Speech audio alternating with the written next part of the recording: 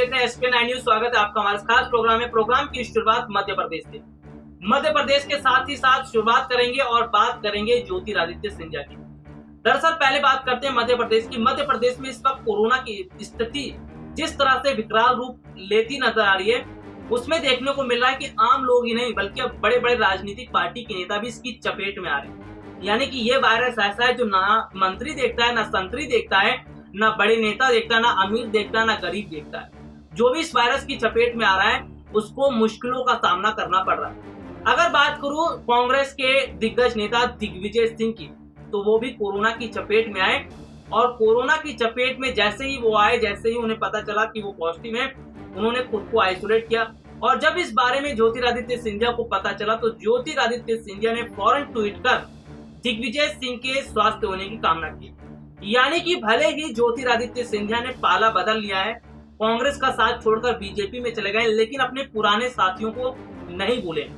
दिग्विजय सिंह को लेकर जिस तरह से ज्योतिरादित्य सिंधिया ने ट्वीट किया था, इससे साफ पता चलता है कि ज्योतिरादित्य सिंधिया अभी भी कांग्रेस के उन नेताओं के साथ जुड़े हुए हैं जिनसे पहले जुड़े थे। आपको बता दूं, कांग्रेस पार्टी के पूर्व अध्यक्ष राहुल गांधी भी जब कोरोना पॉजिटिव हो गए थे तो उनको लेकर भी, उनके स्वास्थ्य होने को लेकर भी ज्योतिरादित्य सिंधिया ने ट्वीट किया था और सिंधिया ने कहा था कि राहुल गांधी जल्दी स्वास्थ्य भी हो जाएंगे। तो यहाँ पर देखने को मिल रहा है कि भले ही पार्टी जो है वो बदल ली है ज्योतिरादित्य सिंधिया ने, लेकिन ना वो अपने पुराने दोस्तों को भूले हैं, ना ही वो कांग्रेस के उन नेताओं को भूले जिनके साथ वो काम कर चुके हैं। तो ये स्थिति देखने को मिल रही है कि ज्योतिरादित्य सिंधिया को एक बार फिर दिग्विजय सिंह की याद आई, राहुल गांधी की याद आई और उन्होंने हाल चाल भी जानने की कोशिश की। तो ये साफ पता चलता है कि ज्योतिरादित्य सिंधिया बीजेपी में रहते हुए अपने उन जो दोस्त हैं, अपने उन करीबी लोग हैं जिनके साथ वो काम कर चुके हैं, उनका भी ख्याल रख रहे हैं, उन पर भी नजर बनाए हुए हैं। और जिस तरह से देखने को मिला था कि ज्योतिरादित्य सिंधिया जो है फिलहाल मध्य प्रदेश के अंदर जो स्थिति खराब हो रही है वायरस की वजह से, कोरोना वायरस की वजह से, उसको देखते हुए वो तमाम तरह के इंतजाम करते हुए नजर भी आ रहे हैं। तो यहाँ पर ये देखने को मिल रहा है कि मध्य प्रदेश के अंदर सत्ता पक्ष और विपक्ष लगातार काम कर रहे हैं और मध्य प्रदेश के लोगों की जिंदगियों को बचाने का काम करते दिखाई दे रहे। चलिए एक रिपोर्ट आपको दिखाते हैं किस तरह से सिंधिया ने ट्वीट कर दिग्विजय सिंह के स्वस्थ होने की कामना की। मध्य प्रदेश में जिस तरह से कोरोना के मामले लगातार बढ़ते जा रहे हैं, उसको देखते हुए सत्ता पक्ष और विपक्षी पार्टियां लगातार काम करती हुई भी दिखाई दे रही हैं। सत्ता पक्ष और विपक्षी पार्टियां इस कोशिश में लगे हैं कि मध्य प्रदेश की जनता को बड़े स्तर पर बचाया जा सके। इसके लिए ना सिर्फ सत्ता पक्ष और विपक्षी पार्टियां बड़े स्तर पर ऑक्सीजन की जो किल्लत है उसको दूर करने में लगी हैं, बल्कि बड़े स्तर पर बेड की सुविधा भी की जा रही है। लेकिन आपको बता दें कि मध्य प्रदेश के अंदर एक बार फिर शिवराज सरकार की हार हुई है और शिवराज सरकार को कमलनाथ के आगे झुकना पड़ा। दरअसल बीते दिनों पहले देखने को मिला था कांग्रेस पार्टी नेता नूरी खान को गिरफ्तार कर लिया गया था, जिसमें देखने को मिला था कि उन पर आरोप लगाया गया कि वो ऑक्सीजन की कालाबाजारी कर रही हैं। लेकिन इस पर जब पूरी तरह से जांच हुई और कांग्रेस का दबाव शिवराज सरकार पर पड़ा तो शिवराज सरकार के आदेश के बाद नूरी खान को जेल से रिहा करना पड़ा।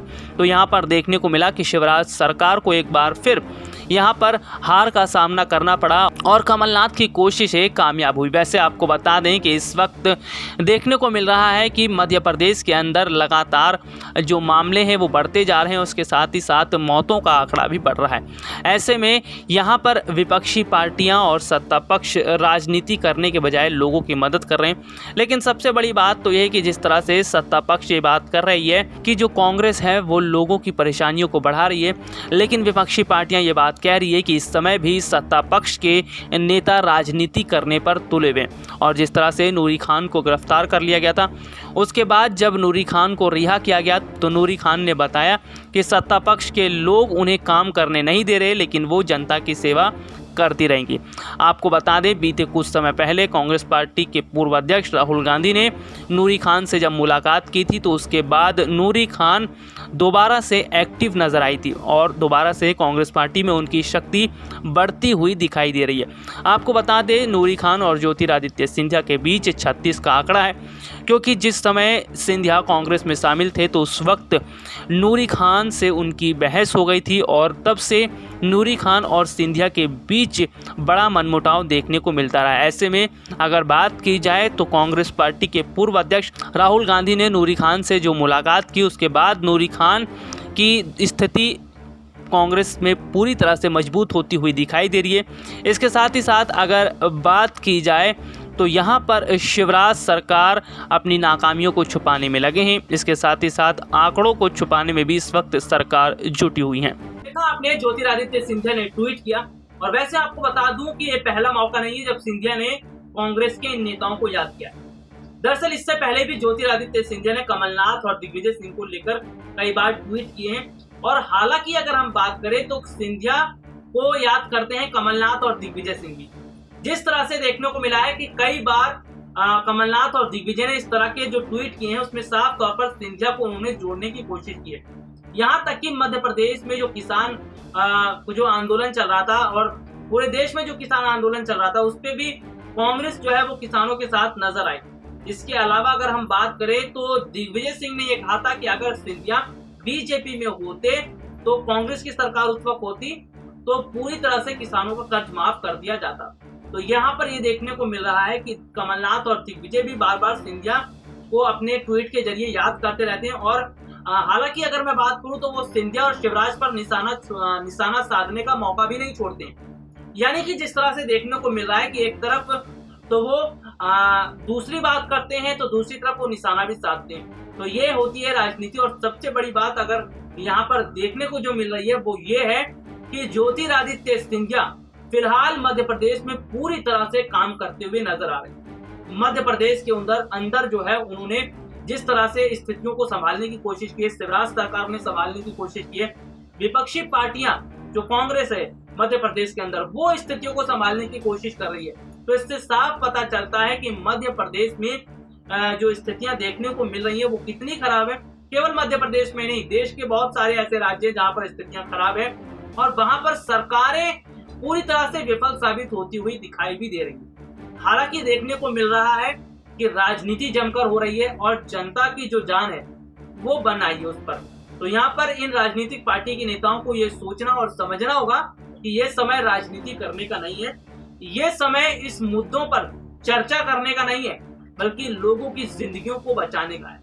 अगर राजनीतिक पार्टी के ये नेता बाद में भी चर्चा करेंगे तो चलेगा, लेकिन इस समय चर्चा का समय नहीं है। लोगों की अगर जिंदगियों को जितने बड़े स्तर पर बचाया जा सकता है, अगर ये नेता बचाते हैं तो ये बहुत बड़ी बात होगी। तो इस समय सभी राजनीतिक पार्टियों के जो नेता हैं उन्हें सोचना है, समझना भी है कि तमाम तरह से जो लोग हैं उनको नियमों के बारे में बताया जाए, गाइडलाइंस के बारे में बताया जाए। इसके साथ ही साथ राजनीति न करते हुए लोगों की जिंदगियों को बड़े स्तर पर बचाया जाए। फिलहाल के लिए आज मुझे इजाजत दीजिए। नमस्कार।